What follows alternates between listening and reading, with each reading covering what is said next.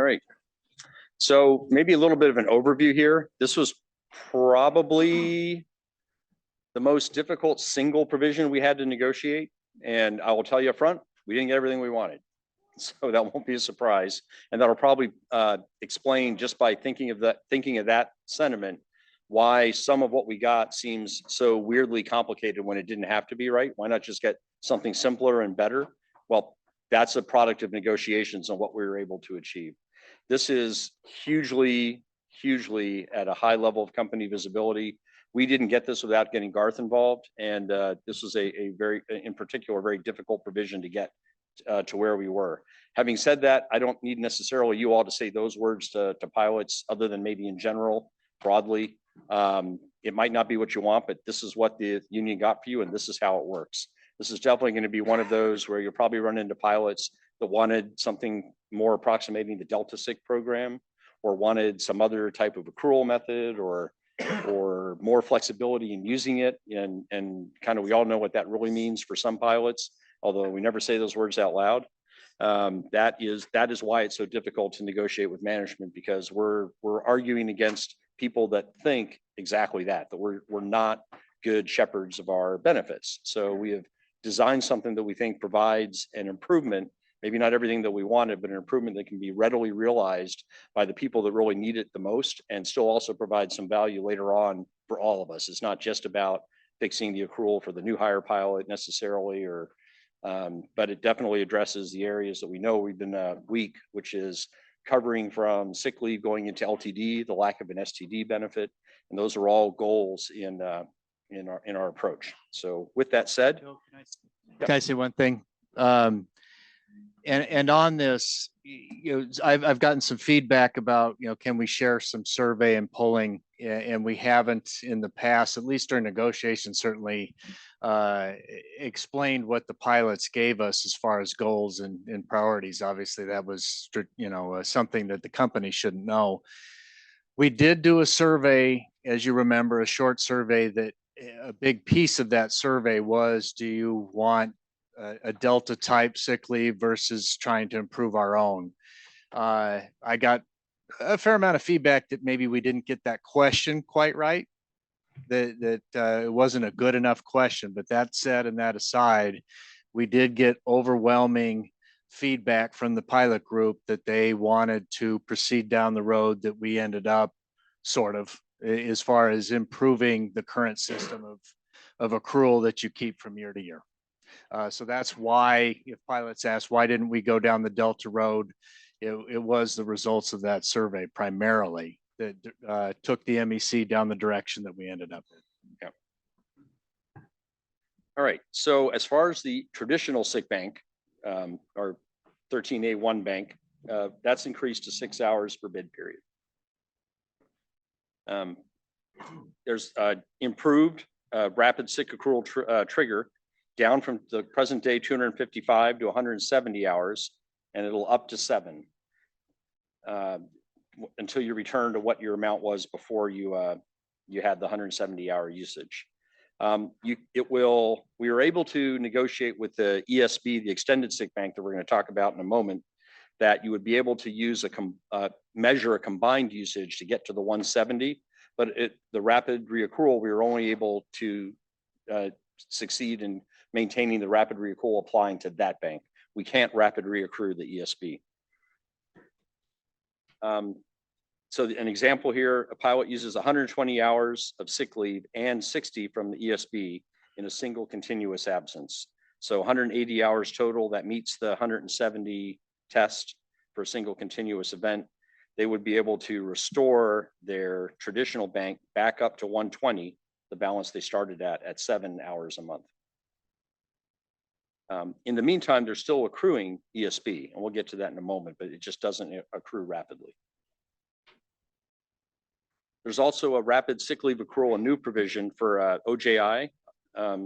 If you have a single event of more than 40 hours, and that's attributable to an occupational injury, you can rapid reaccrue that usage at 7 hours of sick leave until you recover that use. Sick leave makeup. For pilots who want to make up a missing period of pay or use of their sick bank. They can do that on an hour for hour basis in the current bid period. And what will happen now is, and that's current book, and now what they'll be able to do is extend that one bid period. So say you called in sick for the last trip of a bid period, now you have no time left to make it up. If you wanted to do that, you'd be able to do that in the next bid period. Elimination of the doctor's note. This is the existing doctor's note requirement. There is a new one for the ESB. And we'll talk about that in a moment as well. But this is the existing doctor's note requirement for sick call when you, as a line holder, you go above 92 hours, or as a reserve when you exceed MPG. You no longer need to provide a doctor's note to do either of those events. Okay, future sick pre-blocked within a reserve block. It's a lot of words. So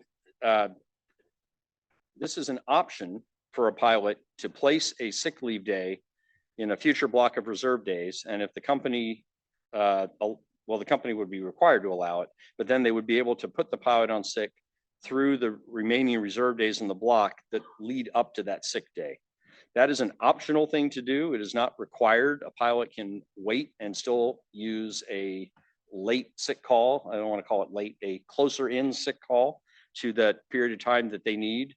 And that is still allowed for by the contract. And if it's for an appointment, something along those lines, where that pilot doesn't maintain normal hours, there's verbiage in section 13 that addresses that, that is still allowed. So that's a pilot option.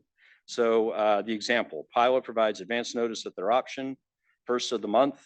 They block the second day of a reserve block. At the end of the bid period, the company can plan a sick leave day on the first day in addition to the second day. Example, the opposite case, a pilot does not provide advance notice at their option on day one of a 5-day reserve block. They have a planned medical appointment on day 2, but are hoping to be unused and attend the appointment without using sick leave. Unfortunately, company assigns them a 3-day trip departing on day 2. This is just like today, no change. The pilot will notify the company they need to be placed on sick leave for day 2. They're charged a day of sick, and they are available to work on day 3. They can, in other words, they can charge, they can call in sick for the trip, but they're only charged for the 1 day. They don't have a requirement to call in ahead of time and pre-load sick leave on day 2 and then be charged 2 days. Application of sick leave when in excess of 95 pay hours.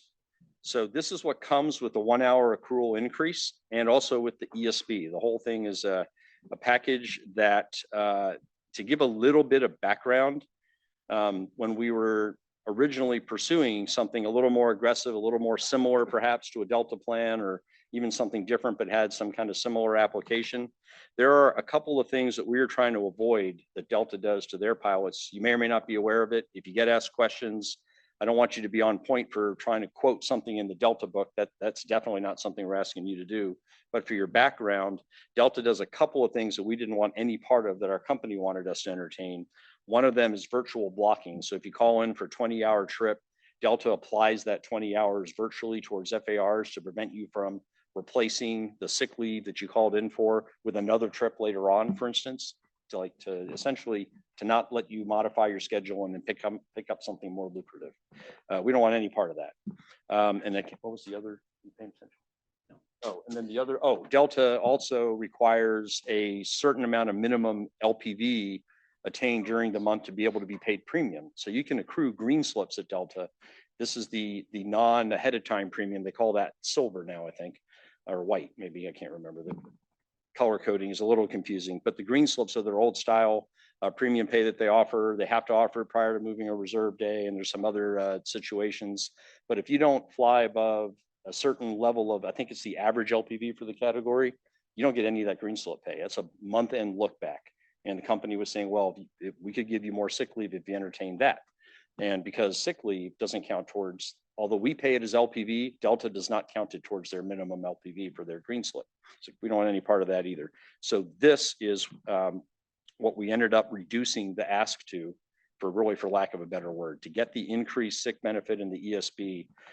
This is where we had to go. And the way that this is going to work, it's not a cap, it's a threshold. It just means that as you hover around 95 hours with a sick call, you need to replenish that sick call back up to 95 if you want to keep flying past 95. So there's nothing that's going to stop you eventually if you're in a position where you called in sick early in the month and maybe you have a high time off line and you're able to fly, if you're able to maybe even take advantage of available premium pay during the month, you'll be able to do that and get paid well in excess of 95 hours potentially, but you'll have to make up any sick that you took during the month in order to get paid above that amount. We have multiple examples in the book that explain that, and I don't know if we have one here. But the idea here is that, say, look, I'll just come up with something simple. You have Something on the next page. oh, do we? Oh, thank you. There we go. An example, pilot has 185 base sick hours, 90 hours of PTC and LPV, and 15 hours of PPU. And so that's indicated by the blue graphs, the blue boxes over on the left side. Pilot calls in sick for a non-PPU 20-hour trip. So that's the sick call, that's the non-shaded box. The pilot shall be paid 95 hours for the bid period, debited 10 hours of sick, because that's the difference. That's the amount he was above, or he or she was above 95, the 105 hours, which will go to reduce the sick leave debited from 20 hours to 10 hours. So there's some interesting aberrations as you run through. You can imagine examples where a pilot can fly right at 95 hours, be sick a trip every month. Now, granted, other things the company does to track your usage are not affected by that, but effectively you could never use any of your sick balance. Or you could do what I said before, you could still continue to pick up if you had a schedule with enough time to be able to do that, or you could drop non-premium trips and wait for premium trips. A lot of these schedule enhancement protocols that people engage in today can continue, with the exception that when you are getting paid above 95 hours and mixing a sick call into the middle of that calculation, you have to make it up before you get paid above 95 hours. That's the concept in a nutshell. I imagine there'll be questions, but there's just a little bit more. Example 2, here's 105 sick hours, there's 90 hours and 15 hours of PPU. Call in for a 20-hour non-PPU trip as before, 95 hours, debited for the 10 of sick, but now you do something else. So the pilot had 10 hours of base sick hours in excess of 95. They're applied to reduce the sick leave from 20 to 10, just as we described before. On one of the trips, the pilot is reassigned, so one of his other trips remaining, resulting in 8 hours of overtime pay. So the pilot, so that 8 hours, the only pay at risk here is LPV, premium pay for a trip if you call in sick for it. That's similar to today, that gets removed. But here the 8 hours for the reassignment is paid to the pilot. So instead of the 95 hours in the previous example, pilot would be paid 103 hours. All right, and then this example, 105 base sick hours, 90 hours, similar to the previous example, PTC and LPV, 15 hours of PPU. Now the pilot calls in sick, the same 20-hour trip. On one of the reassigned trips, one of the remaining trips is a reassignment of 8 hours. That is not affected. The pilot also now picks up another trip worth $15.45. The pilot is still, if you remember, the pilot had made up 10 hours of the 20 sick call, so there's still 10 left. So of that $15.45, 10 goes to finish paying off the sick, and another 5 hours and 45 cents is added to the 103, now 108.45. So these examples build on each other. And in this case now, no sick leave debited. So this is kind of that example of calling in sick at a high level of pay and essentially never getting charged any balance. Yeah. So we'll, I know we'll probably have questions on those. If we can get into the ESB and get all that done, I think then we can focus on the questions altogether. A couple more provisions before that though. Pilots directed to stay away from work. So this is a leftover from the way the company was administering pretty negatively, in our opinion, the COVID requirement that you stay home for 10 days. It changed over time. It was 5 days for you, 5 more days for the company for a safety buffer, whatever it was. If the company tells you to stay home when you're otherwise fit for duty, you'll be paid for anything that that's missed. You will not be debited sick leave. Kin care for all pilots. So the California provision allows for a maximum of 30 or half of what you accrue. Since we're accruing over 60 now, we're accruing 72. We're capped at 30, but you're able to use that to take care of a family member in California, no justification required. Other states though don't have that protection. So now, however, we have the benefit available for all pilots. If a family member beyond what is in 12E2 is required by the state, that family member is covered for that call. And if you're using that provision and you're not from California or another state that has some sort of protection, you can be asked for a doctor's note, and that would be substantiating the family member's illness. It doesn't have to be anything complicated more than that. Now we'll get into the extended sick bank. So 3 principal uses for this bank. One is just what it's called, extended sick. So this is designed to be able to be used when the traditional bank is exhausted and a pilot can't exercise the privileges of their FAA medical. So extended sick. The second is to cover the LTD waiting period that you'll find out later on is reduced down to 60 days from 90. And then the third is that if you manage to be in a position where you didn't need access to that extended bank, maybe to the extent that you have a balance left when you actually start LTD, you can draw from it to supplement your income while you're on LTD. And for those of you that are aware of some of the products our Delta brethren have, that's an approximation to their mutual aid product that they actually pay for. So this one in our case is company paid for because we pay for our LTD, kind of a balance there. In order to use the extended bank, you have to use your sick bank first, unless you're using it to supplement your income on LTD. That's a carve out. That's a protection that if you manage to be in that situation where you didn't have to draw it down, again, it's available for you to use on LTD. So you're not required to draw it down to zero, only to go on LTD. And we'll talk about that more in a moment. There is a gap between using your sick bank and being able to access this. This mimics what other companies have. They typically have Delta has a 7-day minimum period. I think American has something similar, but 7 days seemed a little long to us and somewhat arbitrary in that if you have a big trip, that might be a 30 or 40-hour trip, or you might be lucky and have nothing in that 7 days. So we struck a balance and picked what we thought was a lower number than average, the 15 hours, and that represents the 7-day the window.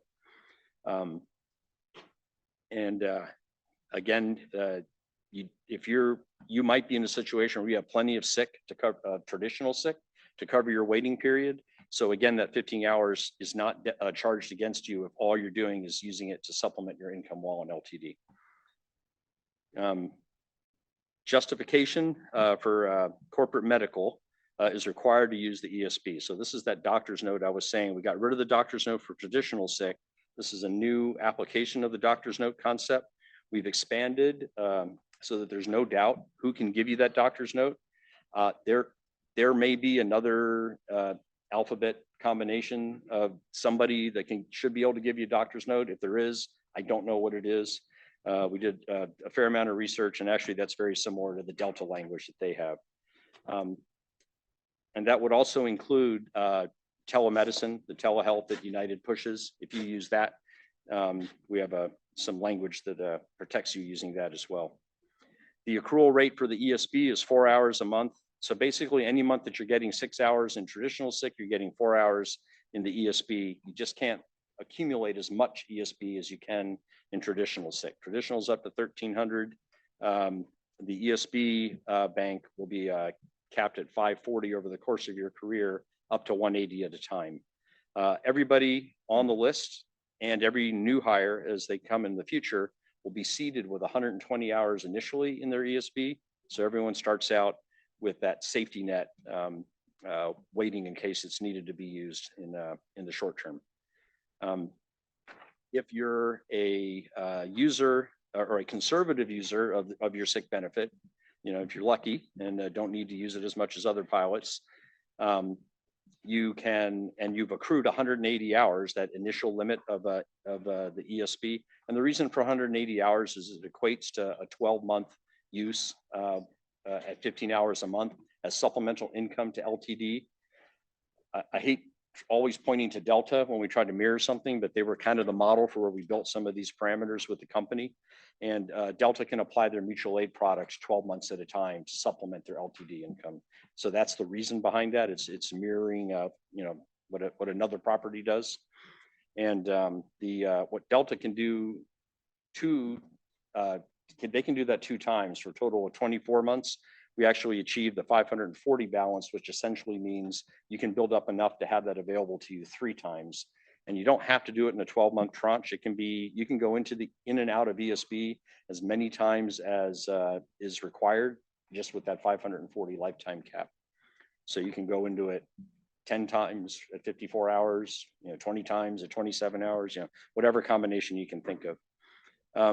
When using the ESB, okay, I already mentioned that. For LTD income supplement, it's 15 hours until the bank is depleted, up to 1 year, but it'll never be more than 1 year because you can't have more than 180. Those hours are paid to you and eligible for PRAP. So while you're on LTD, that particular income will be W-2, right? So that portion of your LTD benefit will actually go into your 401k. The additional 401k equivalent benefit while you're on LTD that exceeds your W-2 income, which would be very little, it'll only be this amount, because LTD is paid as a insurance payment, essentially, will go into a different product. And we'll talk about that later too. That comes up in retirement. Access credits. You know, did I skip over those? Oh, I will talk about them. I don't know. Oh, here they are. So access credit. So if you're a conservative user and you're not really digging into this balance, you have a high traditional sick balance, you only end up needing that balance to cover your 60 days waiting to go on to LTD, for instance. You might come back, or you might never use your sick for a long time and actually hit the 180 interim accrual cap, I guess, for lack of a better term, of ESB. If you do that, you will create a credit that you'll be able to use later on if you actually go out on LTD to reduce your waiting period. So the way that will work, when you have insufficient sick bank, so say you end up going out on LTD and you come back and then you immediately have to go out again, but it's not one of those cases where it excuses the waiting period. It's a different illness or a different disability. If you have the same disability within a year and you go back out on LTD, you don't have to wait again. You go right back out. But if it's different, you might not have had enough time. You might have used that 180 hours for supplemental income. You might not have enough. You might have had just enough sick balance to get you out.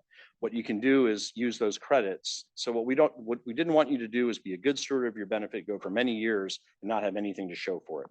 So what this would let you do is use that 1.33 days of credit for each month that you could have earned more, but the cap stopped you, and reduce the 60-day waiting period for a subsequent entrance into LTD. So you could reduce the 60-day waiting period by 1.33 days for each month that you would accrue this. No. That's after you built up 100 hours. An additional OJI. This is a bit of a unicorn event. I'll preface it with that. But an additional OJI benefit we were able to get if you manage to go out on LTD or trip into the ESB usage enough times that you use your 540 career hours. So it'll be quite a while before the first pilot experiences this. And then you have an OJI event. So you don't have any sick, you don't have any ESB left to cover the event. The company will pay the first 90 days. There's an offset for whatever you get from your state. New hire example is going to be updated because it's built around a 60-hour accrual. So we'll update that to reflect the new accrual.